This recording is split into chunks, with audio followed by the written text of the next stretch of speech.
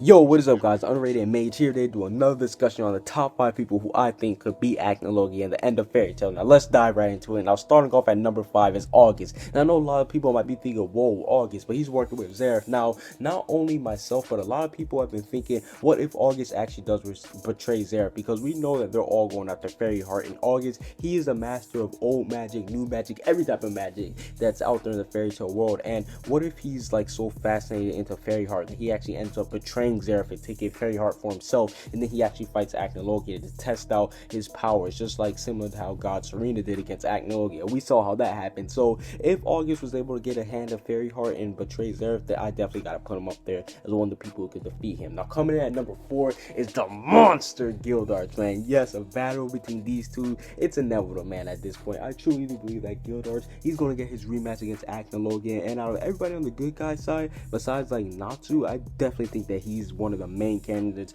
who are going to be strong enough to defeat Acnologia, seeing as he was able to already stand toe to toe with once. So I honestly wouldn't be so, well, I would be surprised, and I highly doubt this will happen, but Gildarts is definitely up there as one of the 5 people who could possibly defeat him. Coming in at number 3 is Gajeel, man. The reason why I say Gajeel is because besides Natsu at this point, he is arguably the most important Dragon Slayer right now, because we already know Laxus, he's already burnt out, and he's not even a real Dragon Slayer, if you want to be honest. Wendy, she's already been like burnt out already with her whole fight. Even though she didn't go like fully 100%, she's already burnt out. Sting and Rogue, they haven't really fought, but they're also not as important as Gajeel. And then last but not least, Cobra, this nigga, like, he hasn't even came back yet. So Gajeel's definitely up there for number 3.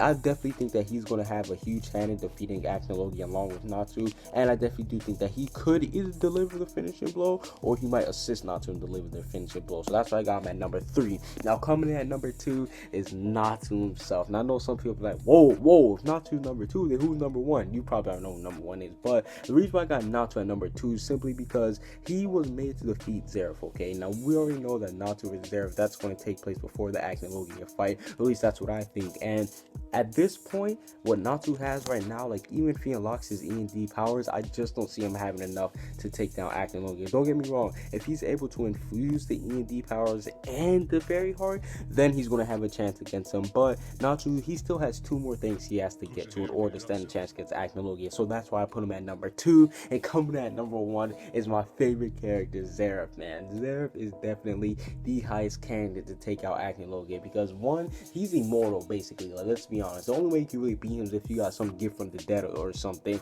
or if you actually were made to kill him, or that's basically it. And if Zeref, the immortal beast, if he gets Fairy Heart and has an infinite source of magic along with being immortal, Acnologia, he might just take an L. So overall, that's why I have Zeref at number 1. Those are my 5 people who could possibly beat Acnologia at the end of the series. Comment, down below. Subscribe if you haven't.